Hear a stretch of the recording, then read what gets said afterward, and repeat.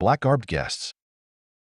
As dawn woke the countryside, the cow funeral of Dolefield Farm continued on, grief-stricken animals still encircling their fallen friend, appearing like an extended family with their matching hides, tan with white lower legs and black hooves, and white banding about their dark muzzles.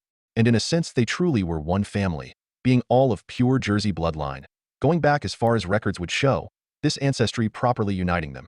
In the light of this dire new day, the gory sight of the slain cow was even more traumatizing to the herd, and various animals in neighboring pens and pastures could also now witness the outcome of the disastrous night and cried out their calls of support. And these fellow farm mates were not the only creatures to have discovered the tragedy in the meadow. The scanning crowbird eyes of the radwind flock spotted the fallen cow, as the birds cruised above on their morning morsel patrol, taking a chance on a rarely scouted zone today. Swooping down, the radwind crows landed near the funeral service to investigate, though the motive was not quite one of support. What they saw was not so much a tragedy, but an opportunity, as is the way with carrion-eating kind. Here lay a week's worth of meals for them, if they could snatch and hide the flesh effectively enough and before the farmer arrived, not to mention raptors and other competing crowbird flocks.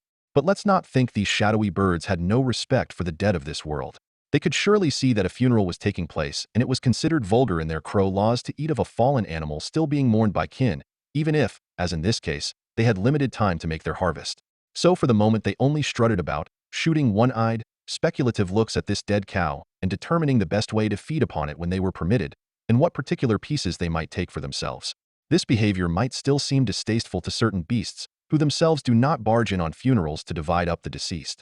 But waiting patiently until the cows dispersed, when the crows could already be hopping upon the carcass to tug out dangling delicacies from open wounds, was a humble attempt to minimize this grisly reality of nature. Compared to most scavengers, it truly was quite decent.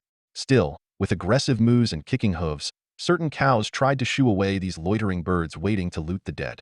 And Telian, Lord Crow of the radwind flock, now hopped forward and cawed. "Do not panic, moo beasts," he said. "We will allow you your mourning. For now we only scout. We of the radwind flock are no scrounging rats of the grasses, swarming any stilled body without shame." And the cows took the Crow Lord's word, but warily. Meanwhile, as Telian had time to observe the scene further, he became suspicious of the broken fence in this otherwise well-kept meadow. Some of the animals soon began to disperse, but those closest in friendship to the deceased remained in vigil.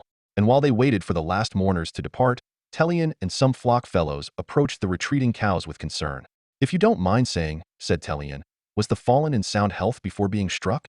Your meadow seems well guarded, and a mature herd should be experienced with the dangers of a railway. It seems like a mad frenzy has taken place here. If sickness afflicted her, we would like to know in case this same sickness harms our flock." "She wasn't struck with madness," said a cow, "only when the night train came." "We try to avoid the machine," said another, "but it can freeze us in its path." "Freeze you?" said Telian, intrigued. "They're probably getting those primitive clubfeet stuck in the track," muttered a crow, mockingly. "Or just too slow to react," added another bird. "Too slow of mind and body both. Farmers put up those lengthy fences for a reason." Telian silenced the crows with a commanding look and turned back to the cattle. "You mean it is freezing you with fear?" he said. Then the most eloquent cow of this Jersey herd, a well-bred bovine known as Berta, came forth to answer the crows in more detail. She was distinguished from other herdmates not only by her higher capacities, but by the particular shield-shaped white marking on her tan forehead. "It's more than that," said Berta.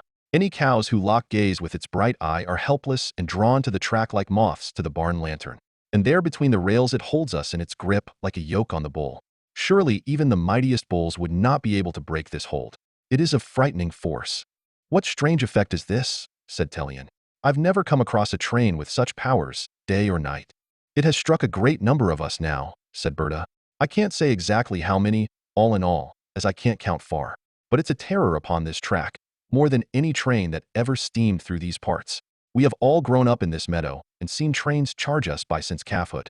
We have all had ears numbed and hooves shaken by their rackety roar, yet never feared them. But this is no normal train." "And what of your farmer?" said Telian. "What has he done about the matter?" "We only know," said Berta, "that he worked hard on the fence of our meadow, replacing it with stronger posts and struts best he could. But though it has helped to block many animals, it can still be overcome by repeated charges of the heftiest and most determined. There are too many of us to be locked away in the small barn. A larger building is being constructed which may turn out to be a bigger safe house for the herd, but it doesn't even have a finished frame, and who knows how long it will all take to complete." Telian, disturbed by this news, took his eager flock aside to discuss. These cows may be far duller of wits than our kind, he said, but surely they know well enough not to rush upon the railway while a train charges towards. If the memories of the cows can be trusted even at all, and they are being felled by this train one after the other, truly some sinister work is being done here, my crows. There appears to be a devastating locomotive menace in our midst, and this may well be a task for Rock and Rutsnut. But is this train a menace to us? Said a crow. Because it certainly seems benevolent this morning. Yes, said another. And if it can provide more meals for our greedy nestlings whose stomachs are endless pits, I'm sure they'd also dispute the charge. But Telion was something of a deeper and wiser thinker than the lower and younger crows, who often thought only of belly filling and flashy flight. Telion had seen every trick in the book, from men, beast, and bird alike, and played more than a few himself. He'd also had his head in a book or two, even if mainly to view the fantastical pictures of far-off places and shred some paper for nest lining. His big little brain was very experienced in the art of survival and the games of nature. And it was for this reason that Telion was chief crow after all. You must remember, he said, that a train able to destroy a cow, as though it's a mere beetle beneath our featherless feet, can certainly destroy a crow, even a whole flock. Isn't it true that we crowbirds are known to walk the track collecting bug morsels and the grander meat of freshly crushed critters, kindly tenderized by great steel wheels? How many times have we looked down from the skies to see black-quilled cousins strutting the struts in such a way? But we are faster and more agile than the plodding cow, said a crow. How would we ever be struck down like they are? We can always burst into the skies with time to spare when danger comes. And the cow, said Telion, slow as it seems to us, easily has enough speed to evade a normal train. That is, on land they would all outpace us. See how long these rails run and how nothing conceals the train as it charges. It hardly pounces like a cat from the foliage. And see how large the ears of these milk-swollen beasts are, hanging off their heads like great leaves. It is impossible they do not hear the deafening approach of the train. Even the lifeless stones are shaken. Perhaps on occasion, a particularly foolish or reckless cow might be struck. But the cows claim this happens time and again here. This train must truly have some strange power over them. What then, if it can transfix us in similar fashion during the twilight hours, as we fossick upon this track near our home district?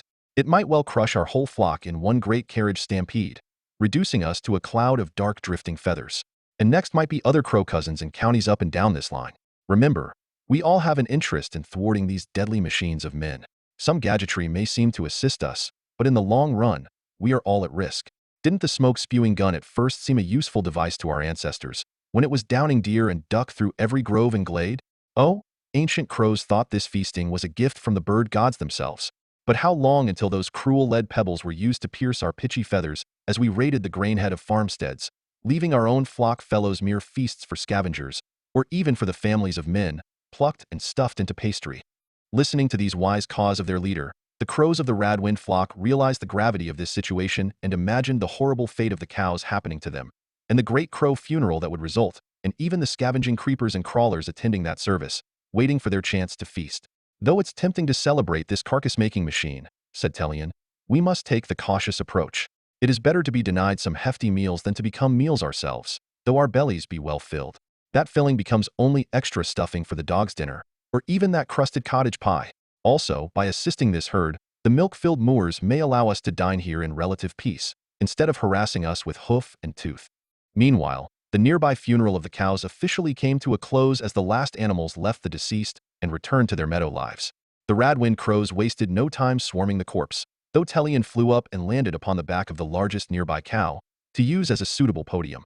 "Moo beasts of Dolefield," declared this lord of crows, "we have learned of the locomotive menace terrorizing you, and as payment for the flesh we are about to take, our flock offers you grand assistance. We are prepared to ask Rock and Rutsnut for help in this grave matter. Surely you know of the wondrous, wild-born pair? They have proven themselves by now to be true masters of mischief." To the majority of cows, these names were only vaguely familiar, but to be fair, vague understanding of the world was a common feature of cattle kind. Even still, a few animals seem to have better knowledge. "The famous farm robbers," said a cow. "That is only part of their legend," said Telion. "Rock and Rutsnut specialize in solving people problems for the animals of the homesteads and the beasts of the wild." "But how could a rook and a red dog ever hope to combat this train?" said another cow. "Because as I mentioned," said Telion, "they are masters of mischief. Their mischief is so powerful, it can even combat the mischief of men, typically considered the most powerful mischief of all. You must not have heard enough of the great deeds of Rock and Rutsnut, if you doubt them so." I will tell you then of two of their most famous victories over the perilous peoples, so you might understand what they are capable of. Perhaps it will also take your mind off this grim affair for a moment. But first Telian cawed orders to some senior crows, who flew to him. "Collect my portion while I educate the meadow giants," said the crow lord. "The tales will also serve as a useful distraction for our pillage." And so the knowledgeable crow lord turned his attention back to the cows, and the famed fox and rook, recounting a rather shortened version of each episode compared to that told to fledglings, due to the simple nature of the cattle, and also so he would not miss out on the feasting altogether. But here then are the more complete accounts of these two renowned tales surrounding the daring deeds of Rock and Rutsnot.